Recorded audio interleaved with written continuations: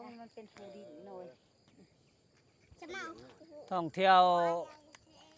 วัดพุทธสะเหลาเด้อพี่น้องเด้อพระองค์ตือองค์แสนนี่เที่ยวมาส้มเด้อจบงามดีได้อเพิ่นเป็นพระที่ศักดิ์สิทธิ์เฮ้ยนักท่องเที่ยวห้อง3-4 คนผู้น้อยๆแน่ๆมีเบิดนักท่องเที่ยวห้องอีเด้อพี่น้องเอ้ยมากราบสักการะบูชาทำบุญพี่น้อง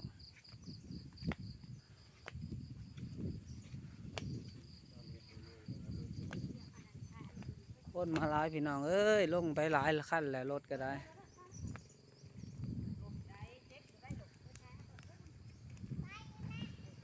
เที่ยวมาส้มเด้อพี่น้องเด้อ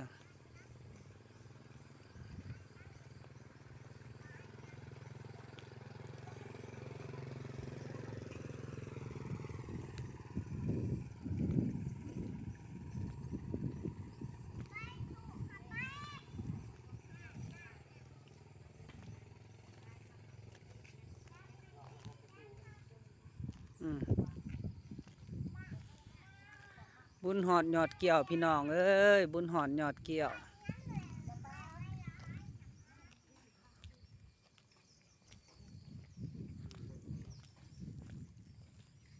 ติดตามเด้อพี่น้องเด้อติดตามเด้อ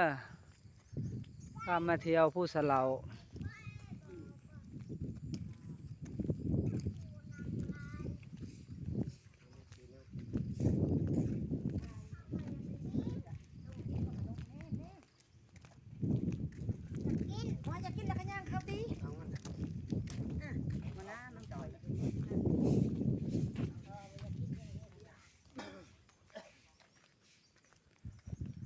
พุทธสะเหลาเด้อพี่น้องเด้อวัดพุทธสะเหลาเด้อ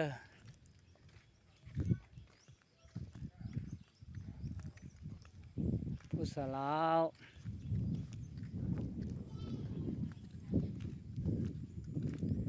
ท่องเที่ยววัดพุทธสะเหลาเด้อให้พี่น้องมาเบิ่งมาชม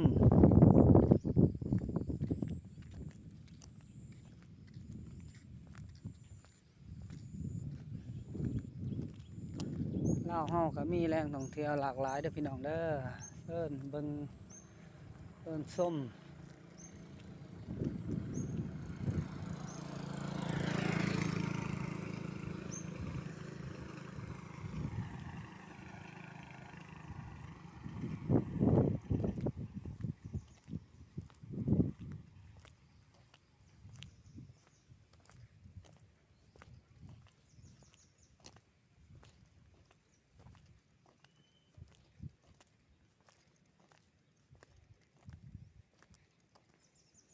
หอไหวผ้าห่มเหมือนเด้อพี่น้องเด้อ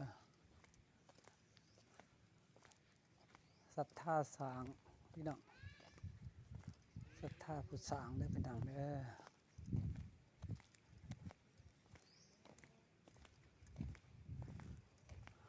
วัดวาล่ามงามพี่น้องงามงามหลายเด้อ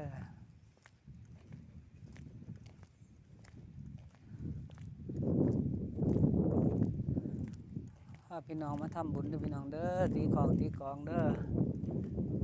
มีลังคังเด้อพี่น้องเด้อทำบุญเด้อโธธัมโมสังโฆ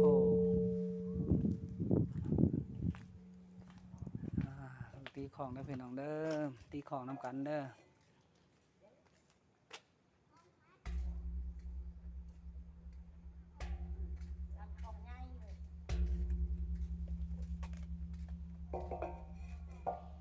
ลานของใหญ่พี่น้อง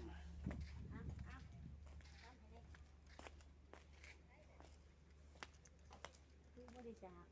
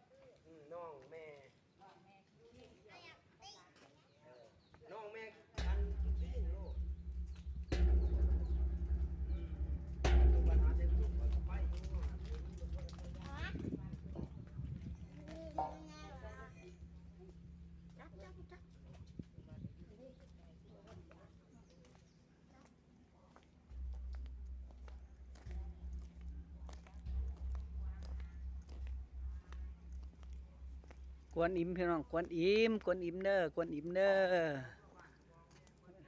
กวนอิมเด้อพี่น้องเด้อกวนอิมเด้อ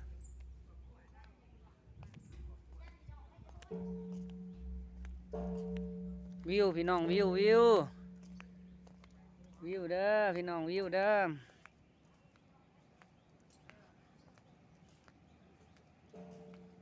วิวเด้อพี่น้องวิวเด้อ